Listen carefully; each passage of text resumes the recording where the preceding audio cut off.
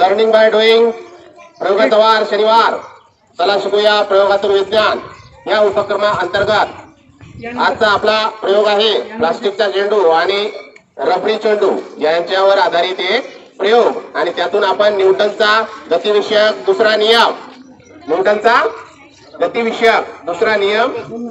अभ्यासणार आहोत। गतिविषयक दुसरा नियम असं सांगतो की संवेग परिवर्तनाचा दर हा प्रयुक्त बलाशी समानुपाती असतो। संवेग परिवर्तनाचा दर हा प्रयुक्त बलाशी समानुपाती असते आणि संवेगाचे परिवर्तन हे बलाच्या दिशेने होत असते। ज्या दिशेने आपण बल लावू एखाद्या वस्तूवर त्या दिशेने ती वस्तू पुढे ढकलल्या जाते, त्याला संवेग असे म्हणतात। तर हा संवेग काय आहे तर एखाद्या वस्तूने दुसऱ्या वस्तूवर जो काही बल प्रयुक्त केला किंवा ज्या आघात केला तो आघात त्या वस्तूच्या वस्तुमानावर आणि वेगावर अवलंबून असतो। वस्तूच्या वस्तुमान किती आहे आणि त्या वस्तूचा वेग किती आहे त्यावर त्या आघाताचा म्हणजे त्या बलाचा परिणाम अवलंबून असतो है ना। तर हे जे वस्तुमान आणि वेग एकत्र जोडणारा जो गुणधर्म आहे त्या गुणधर्माला न्यूटनने संवेग म्हटलेले आहे। त्या गुणधर्माला काय म्हटलंय न्यूटनना संवेग असं नाव टाकलेलं आहे। तर संवेग म्हणजे इंग्लिश मध्ये मोमेंटम। संवेग म्हणजे काय मोमेंटम। तर Newton's second law of motion काय सांगतो की force applied on an body of an object is directly proportional to the rate of change of momentum. हा जो न्यूटनचा दुसरा नियम आहे तो समजून घेण्यासाठी एक छोटीशी कृती करायची आहे प्रयोगाच्या माध्यमातून। तर या ठिकाणी प्रयोगासाठी लागणारे साहित्य आहे एक रबरी चेंडू आणि एक प्लास्टिकचा चेंडू आणि पॅड आणि उतरता या ठिकाणी रुबिक्स क्यूब, याला काय म्हणतात रुबिक्स क्यूब, हा सुद्धा मी आणलेला आहे। आणि एक स्केल सुद्धा लागणार आहे फुटपट्टी 30 सेंटीमीटरची काय असते फुटपट्टी म्हणजे 1 फूट आहे ना। तर 30 सेंटीमीटरची एक फुटपट्टी मी या ठिकाणी आणलेली आहे। तर न्यूटनचा गतिविषयक दुसरा नियम आपल्याला समजून घेताना ही कृती करायची आहे। तर त्या कृतीसाठी मला स्वराज, ताप आणि तन्वी आणि कोमल हे सर्वजण मला मदत करणार आहेत। तर एक गुळगुळीत पृष्ठभाग असलेला पॅड सुद्धा मी घेतलेला आहे आणि त्याला टेकू म्हणून मी वीट लावलेली आहे। काय झालं त्या टेकूमुळे पॅडला उतार मिळालेला आहे। तर मी हा आता रुबिक्स क्यूब जो आहे हा या ठिकाणी पॅडच्या खाली आता अशा प्रकारे ठेवतो। या ठिकाणी दिसलं तुम्हाला या पॅडवर ठेवलं का नाही तर पॅडच्या खाली बरोबर असं मी रुबिक्स क्यूब ठेवलेला आहे बुडाला एकदम। आणि ही जी स्केल आहे ही स्केल अशी या ठिकाणी ठेवतो।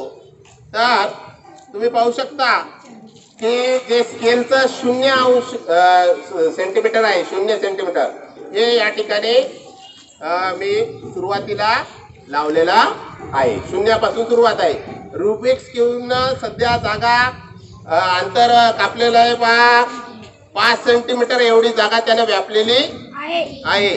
तर आता या रबरी चेंडूचं काय काम आहे आणि या रुबिक्स क्यूबचं काय काम आहे हे आपल्याला कळायला पाहिजे।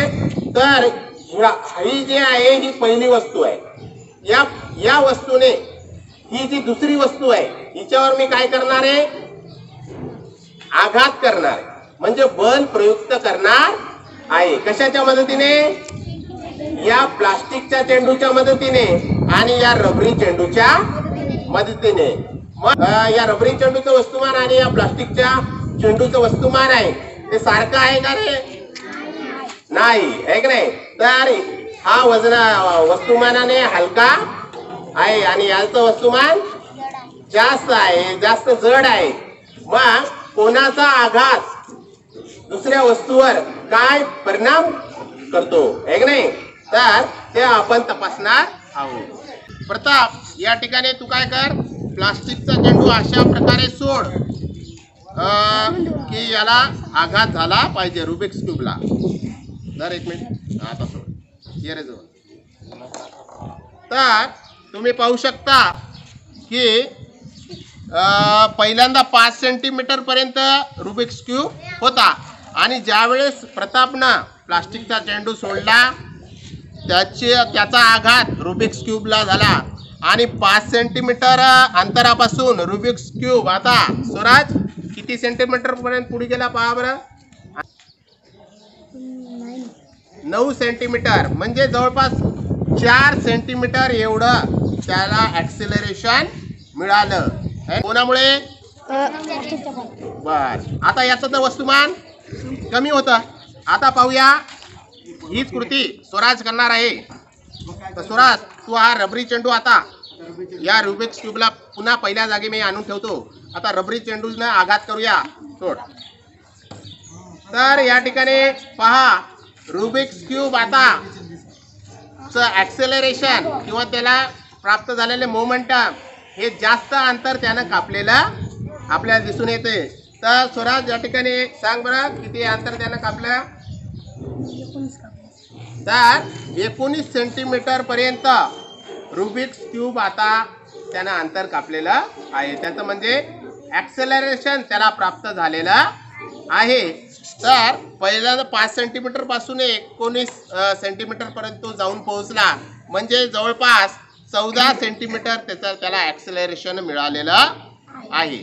म्हणजे आपल्याला या कृतीतून काय कळालं? न्यूटनचा दुसरा नियम यातून आपल्याला समजलेला आहे की एखाद्या जास्त वस्तुमान असलेल्या वस्तूने एखाद्या विशिष्ट बल लावून एखाद्या वस्तूवर आदळला किंवा आघात केला तर त्याचं जे ॲक्सेलरेशन आहे त्या वस्तूचं समोरच्या दुसऱ्या वस्तूचं काय होते? वाढते. काय होते? वाढते. आणि या उलट कमी वस्तुमान असलेलं जे वस्तू आहे तिनं जर एखाद्या विशिष्ट बल लावून एखाद्या वस्तूवर आघात केला बल लावलं तर त्या वस्तूचं जे ॲक्सेलरेशन आहे तिला कमी प्राप्त होते. जे जास्त लांबवर जाऊ शकत नाही. उदाहरणार्थ पहा आता टिप्पर आहे. उदाहरणार्थ एक वाळूचा टिप्पर आहे. त्याच्यामध्ये वाळू नाहीये तर सहजतेने तो ॲक्सेलरेट होईल की नाही? समोर जाईल की नाही? तर जास्त त्याच्यावर बल न लावता टिप्पर काय होईल? समोर असं वेगानं जाईल. म्हणजे त्याला ॲक्सेलरेशन कमी बलात प्राप्त होईल. आणि या उलट त्याच्यामध्ये आता वाळू भरली आहे ना तर त्या टिप्परमध्ये आता वाळू भरली तर त्याला ढकलण्यासाठी आता जास्त जोर लावावा लागेल की नाही? म्हणजे त्याचं बल काय झालं? त्या ठिकाणी बल जास्त लावावं लागलं आहे ना त्याला ॲक्सेलरेट करण्यासाठी. आता हे जर आपल्याला तपासून पाहायचं असेल तर पहा आता इथं मी रबरी चेंडू ठेवतो. या ठिकाणी पहा रबरी चेंडू ठेवला आणि हा प्लास्टिकचा चेंडू आहे ज्याचं वस्तुमान कमी आहे आणि याचं काय रे जास्त आहे.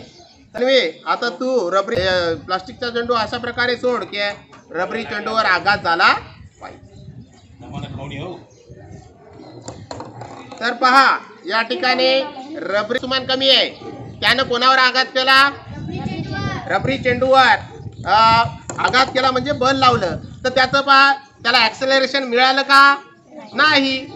त्याचं असं ॲक्सेलरेशन त्याला संवेग जास्त प्राप्त झाला नाही. आता हीच कृती उलटी करूया. तर पहा इथं आता प्लास्टिकचा चेंडू ठेवतो आणि कोमल आता रबरी चेंडू अशा प्रकारे सोड की याच्यावर आपल्याला आघात झाला पाहिजे. तर पहा या ठिकाणी तुम्ही पाहू शकता ज्या वस्तूने बल लावलं त्या वस्तूचं वस्तुमान काय होतं? जास्त होतं. आणि त्यानं कोणावर बल लावलं? कमी वस्तुमान असलेल्या वस्तूवर. त्यामुळं काय झालं तिला जे ॲक्सेलरेशन प्राप्त झालं या वस्तूला प्लास्टिकच्या चेंडूला ते जास्त होते की नाही? आहे की नाही? आता एखादा हातगाडा आहे त्याच्यावर काही नाही लक्षात रिकामा आहे त्याला आपल्याला ढकलायला जास्त बल लावावं लागेल की खूप सामान असलेला हातगाडा आपल्याला पुढे ढकलायचा आहे. याच्यापैकी कशाला बल जास्त लावावं लागेल? ज्या हातगाड्यामध्ये जास्त सामान भरलेलं आहे तो ढकलण्यासाठी आपल्याला जास्त बल लावावे लागते. आणि बलाची दिशा ही कशी असते? प्रयुक्त बलाची दिशा म्हणजे बल ज्या दिशेने आपण लावलं त्या दिशेने संवेगचं परिवर्तन होत असते, है ना. आता या ठिकाणी आपण समोरच्या दिशेने बल लावलं तर बॉल कोणत्या साईडला गेला? समोरच्या दिशेने गेला. म्हणजे ज्या दिशेने आपण बल लावतो त्या दिशेने संवेगाचे परिवर्तन होत असते. त्याला काय म्हणतात? संवेगाचे परिवर्तन हे बलाच्या दिशेने होते. तर न्यूटनचा दुसरा जो नियम आहे मग शेवटी काय सांगतो की संवेग परिवर्तनाचा दर हा प्रयुक्त बलाशी समानुपाती असतो. संवेगाचं परिवर्तन त्या बलाच्या दिशेने होत असते. असं आपल्याला दोन कन्सेप्ट या ठिकाणी शिकायला मिळाले. तर संवेग जे आहे की एखाद्या वस्तूने दुसऱ्या वस्तूवर जे आघात केला आहे ते कशावर अवलंबून असते? त्या पहिले जी वस्तू आहे तिच्या वस्तुमानावर आणि तिच्या वेगावर. आता वेगावर कसं काय? आता बंदुकीतून सुटणारी गोळी ही समोरच्या व्यक्तीला प्राणघातक ठरू शकते. तीच जर गोळी आपण हातात घेतली आणि त्या समोरच्या व्यक्तीवर मारली तर तो प्राणघातक होईल का हल्ला? नाही. कारण की आपल्यापासून जे बल प्रयुक्त होणार आहे, वेग तिला धारण करणार आहे ते बुलेट ते अत्यंत कमी असणार आहे आणि त्या समोरच्या व्यक्तीला त्यामुळे काहीच होणार नाही. पण पिस्टनमधून बंदुकीतून ती जर गोळी झाडली एखाद्या व्यक्तीवर तर ती तिच्या वेगामुळे तिला इतकं बल प्राप्त होते आहे ना, वेगामुळं, आणि समोरचा व्यक्ती असं प्राणघातक ठरू शकते, आहे की नाही. तर संवेग हा दोन घटकावर अवलंबून असतो. बलाचे प्रमाण आणि वस्तूचे वस्तुमान. न्यूटनचा गतिविषयक दुसरा नियम. संवेगाचे परिवर्तन हा प्रयुक्त बलाशी समानुपाती असतो. संवेगाचे परिवर्तन बलाच्या दिशेने होते.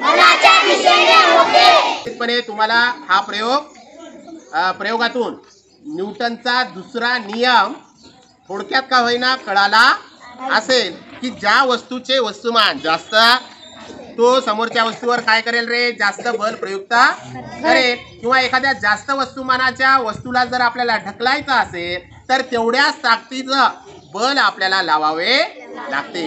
मग वस्तूचं वस्तुमान सुद्धा त्याला आवश्यक असते.